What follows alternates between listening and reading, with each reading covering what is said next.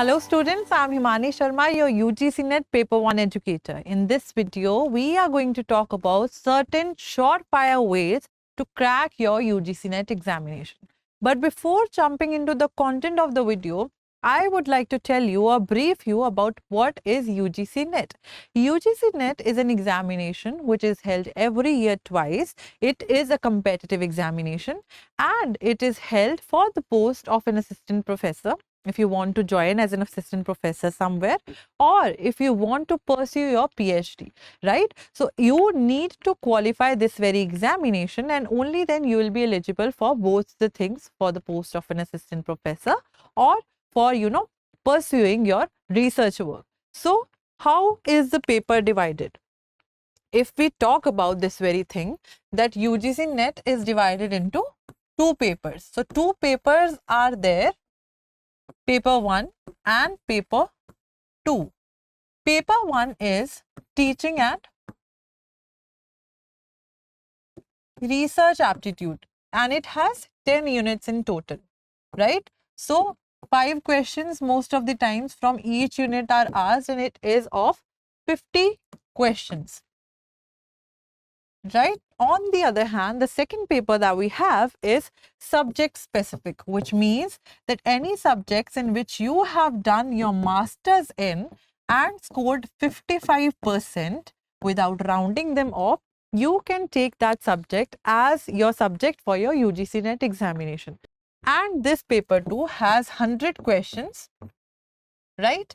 And also there is no negative marking here in the UGC NET examination. So we have talked about what is UGC NET, but how to prepare for such a competitive examination which is there, right? So first of all, I have gotten some tips for you. The first tip that I've got for you is analyze your syllabus. Preparing for any examination requires you to analyze your syllabus.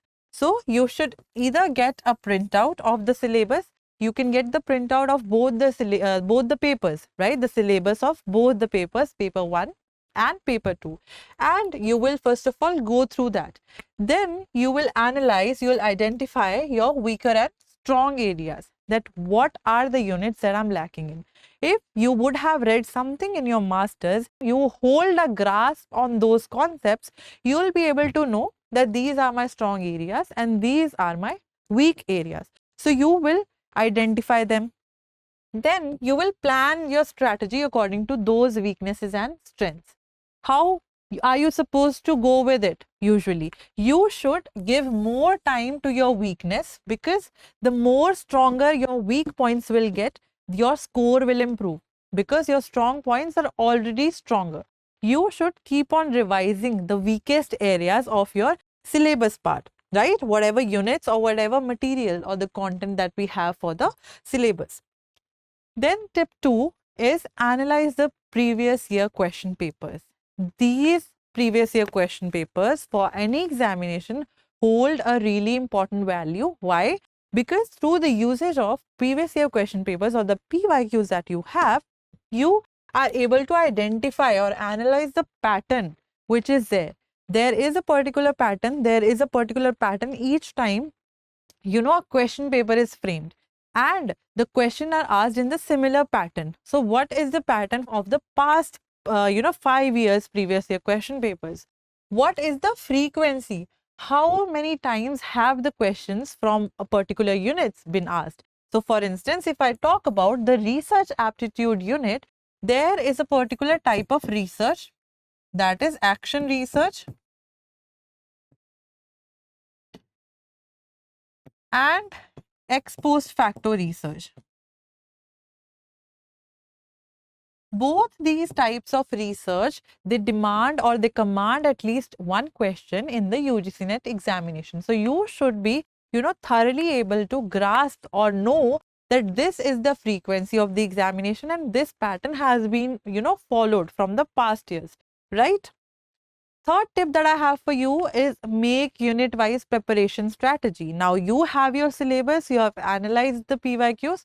The next thing you will see that what units are there and what units shall I focus on. So first of all, you have identified all the things. Now you need to invest more time on the important units. Because you will see that there will be units from which the questions have been asked frequently. Hence, the frequency should be seen in the PYQs. So, you will invest more time on the units from which the PYQs were being frequently asked, right? And the units which are less important should be, prepared at last. Next tip we have here is tip 4, make notes. You are supposed to start your unit-wise preparation. Whenever you are supposed to start your unit-wise preparation, you should start making notes. So what my strategy used to be was that I used to make or prepare notes in a bulleted format because I did not want to invest my time entirely in making notes. So let us just look at one example that how I used to make notes. First of all, I will just again take the example of action research. So what I did was I analyzed the PYQs and I saw that there were certain, keywords which were there which were related with this very action research. So first of all, I used to write who coined the term, because they might ask this in, match the following, right? Then I used to write the other keywords.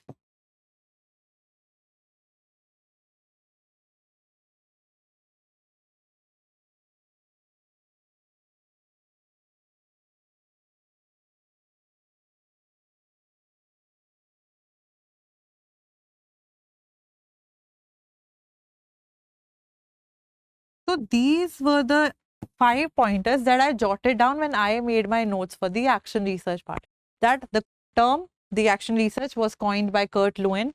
It focuses on improvising or ameliorating thing. Ameliorating is synonymous with improvisation, right? Mostly used in the teaching systems, and it means learning by doing because it has the word act in it, right? So this is how I used to prepare my notes. But if you are not comfortable in, getting the knowledge from the bulleted points, you are supposed to make explanatory notes. That is completely your choice. But to save your own time, you can use the bulleted format. This will be of great help during the revision of your syllabus because it is said that it is a fact that when you have written something, you can memorize it for a longer span of time. So all of your syllabus will be there in notes and you will be able to time and again revise that syllabus time and again focusing on the important topics that you have prepared your notes on, right? Tip 5 is attempt maximum practice questions. So there might be some online test series which will be there, or there might be certain quizzes which will be there which can prove to be of any benefit if you know how to use the internet, right? Your conceptual study should be evaluated with practice questions. So if you are enrolled somewhere in a course, you should also be taking the quizzes, right? When you study any theoretical concepts, you should solve practice questions related to that very topic. This will give you more ideas about the concept. You can know about the types of questions that are asked because this quiz which will be there might be comprising of some PYQs as well, right? So this habit will make you more consistent. You will make you have a time management skill, right? So that you can answer maximum questions correctly in the examination with managing the time, because in the UGC NET examination, you have 3 hours for both papers, that is 3 hours collectively for both papers, and you can move back and forth from paper 1 to paper 2. Test series will also help you, as I told you, to learn your time management skills. Next tip is tip number 6, which is revise your topics. You cannot learn certain things without revising them. If you want the things to stay with you for a longer period of time, you are supposed to revise. The same is the case when we hear a song. If we repeatedly keep on hearing that song, we are able to memorize the lyrics, right? Same is the case with your examination preparation. When you start your preparation, you should revise your topic once in the same week. The next revision should be next week and the third revision vice versa in the coming next week. The last revision should be before the final UGC NET examination. So you should complete your syllabus well in advance so that you can revise it as well. You should make your notes in such a manner that you have ample amount of time left for the revision part as well, right? So if you are not revised, it means that you have not prepared well. So you, in order to be prepared well, should be the one who keeps on revising the topics time and again. Tip 7, do not panic. And this tip is mainly for all the examinations which are held. You should be calm and composed while giving the examination or even while preparing for an examination. And you can give it a shot with the maximum benefit because you have revised, right? So if you have followed all the tips, you should keep your cool, right? You should stay relaxed, etc. And with this tip that do not panic, you will be able to nail the examination. Another thing that I have for you, which is not a tip really, but how can you set a daily timetable for your examination pattern. First of all, you will divide your syllabus as we talked about in the beginning of the video, because analyzing your syllabus and then dividing them into parts will give you an extra benefit, because you now know that how the units are divided, right? And devote a weekly target for it. That in this week, I am going to be thorough with this very syllabus. Then you must devote 2 hours for paper 1 revision. That makes me, say this very point again, that revision plays a very important role. And you must attempt 1 PYQ for paper 1 each day. That comprises of your comprehension and DI, that is data interpretation as well. So every day you should be solving at least 1 PYQ and 5 to 6 hours for paper 2. So you should religiously be devoting all your time in the preparation for paper 1 and paper 2.